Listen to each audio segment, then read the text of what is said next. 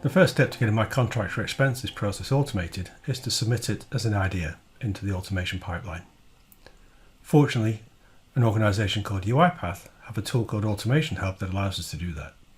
It allows us to crowdsource automation ideas from everybody in the business, giving everybody a voice into the automation program. So the way I do that today is I go to the Submit Idea button, click it, and the first question it's going to ask me is, what business area does this fit into? So I click in the drop-down list, and in this case, it's finance and accounting.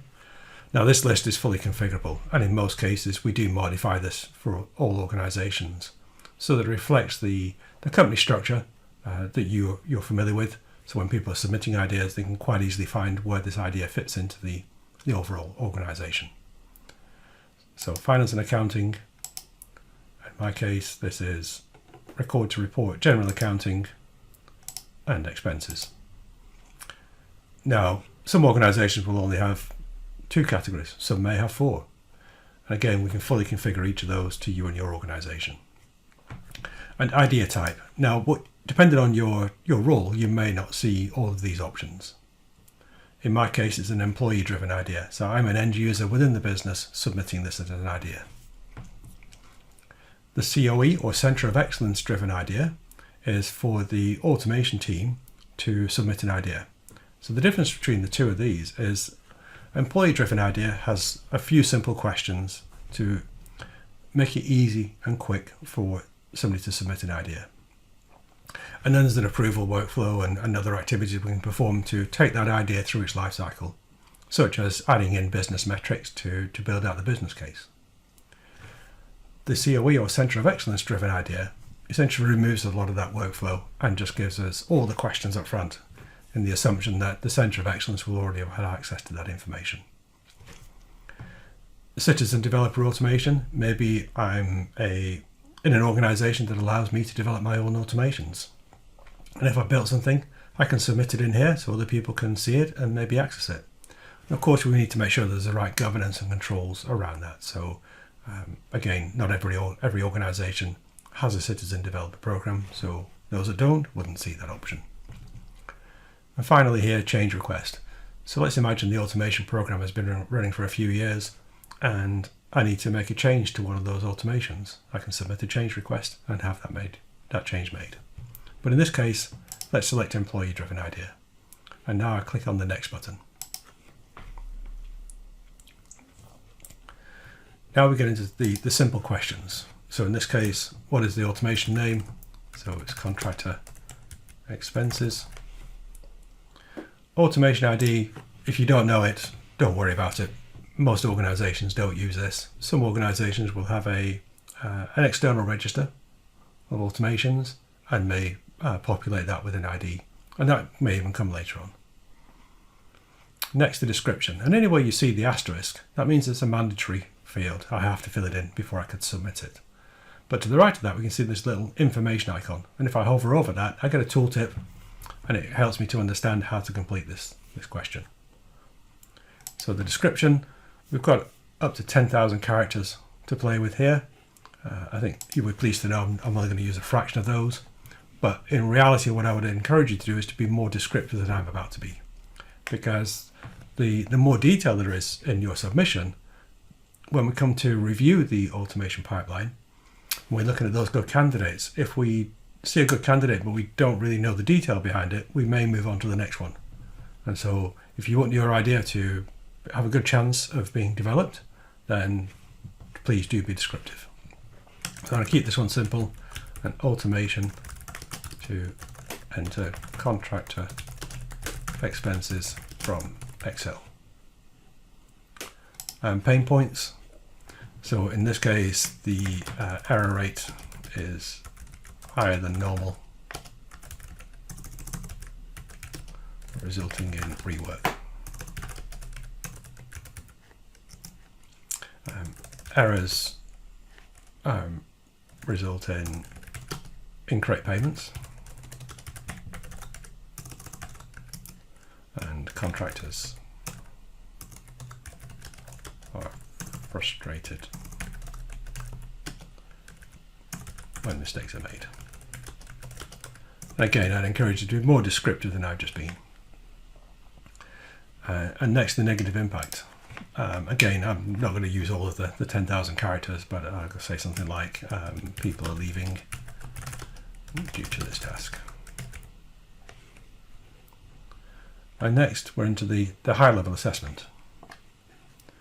So this is more of the automation-specific questions. The decisions have straightforward rules. Again, you can hover over the tooltip and understand that. And if you don't like the terminology or the phrasing that's used in each of these, again, we can configure that and change the phrasing and the terminology if there's a question approach that you think is more appropriate to you and your organization. In my case, I do have straightforward business rules. So I say I strongly agree. If we said anything other than strongly agree, I'd encourage you to put some comments in there. Help us to understand what some of those business rules are that aren't straightforward. Help us to understand, is there human judgment involved? So again, adding comments in there really helps us to understand this as we start to review the automation ideas. Next, is my input data accessed digitally? In my case, yes it is. I always receive it in the Excel format. So yes, I strongly agree. And again, if you choose anything other than strongly agree, give a description. Maybe some of your data is coming in paper form. Is my data highly formatted? I strongly agree, it is. It always comes in that tabular format in Excel. Now you may be receiving documents such as invoices or emails where that data isn't highly formatted. An invoice could be considered to be semi-structured. So there is a format to it, but of course it varies from supplier to supplier.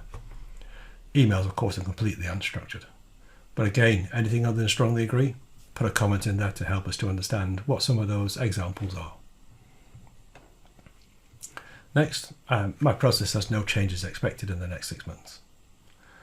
So in this case, I strongly agree. Unless we automate this process, we're going to just keep doing it the same way until everybody's left the organization. Finally, are any process documents available? So you may have things like detailed work instructions or standard operating procedures or things like process maps. And if you put a tick in here, you can also add that document as well and upload it. So what happens now is that Automation Hub becomes the central repository, not only for all of the ideas, but also the related documentation for that as well. So we can go to a single place for all of this information. And of course, you may decide that yes, we have those process maps, but I don't want to attach it because I don't want to have different versions in different places. But maybe you store that on something like SharePoint or on the network. If you do that, then in the comments, maybe put a link to where people can find that. In my case, I don't have any process documentation, but if my idea is approved, I will document it.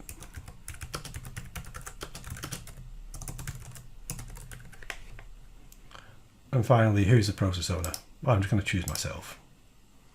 Of course, you would choose the most appropriate person in your environment.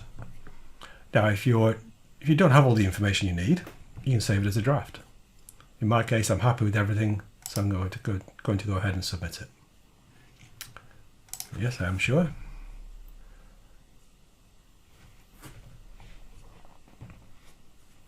So now it's saving my changes and submitting my idea, and now it's going to give me a score. So over there on the left hand side, I can see that my idea score is 84%. Now I know from personal experience that that's quite a good score. That's because I've got a stable process. It's rules-based. My data is structured. It's digital. But my readiness is being dragged down because I don't have things like my process documentation. So what I can do is if I click on what's next, Automation Hub will help me to see what sort of next actions I want to perform. I may want to use Task Capture to document that process, and we'll look at that in a separate video. If I go back to the Automation Hub home screen, then in here I can now see all the ideas that have been submitted, including my Contractor Expenses one. So if I click into this, I now see what other people would see if they were to log in and view my idea in Automation Hub. So up here I can see the title, I can see the business area, I can see its current status. So it's an idea awaiting review, who submitted it. And then a summarized version of all that information that I entered, including my idea score. So let's imagine that I'm now a colleague of the person that submitted this idea, and I have to provide holiday cover when Dean goes on holiday. I'd like to see this idea automated so I can register my interest. I can click on the heart icon and register my interest. I can also follow this so I'll get alerts when this automation progresses. So not only can we crowdsource ideas from people in the business, we can also crowdsource the interest in it. So this creates a social dimension to the tool. There's also gamification built in as well. So as I'm interacting with the tool, submitting ideas, expressing my interest, following ideas, I'm earning points in the background, and badges will appear throughout the life cycle of people using this tool. And many organizations will then use the gamification data to recognize individuals. Maybe somebody has submitted a really compelling idea that will have a significant business benefit. Maybe somebody has submitted an innovative idea, or maybe somebody has submitted lots of ideas. So we can recognize people in lots of different ways. So the next step is for this idea to get approved. So let's imagine now we're a few months later. I'm the process owner, or maybe the department head for this particular area. I come in here, I look at the idea and think, okay, yeah, I'm familiar with that. I think this is a good candidate. So I'm going to go ahead. I'm going to approve it. I can reject it, mark it as a duplicate, or archive it. In this case, I'm going to approve it. And when I do that, I've got to make sure that it's not a duplicate of another automation. There's a good candidate, and I've verified the details are accurate and reliable. And at this point, I can also change the process owner, but in this case, I'm going to go ahead and approve it. So there we are. We've seen how easy it is to submit an idea, but also for how other people can interact with the tool, and also how people can approve it.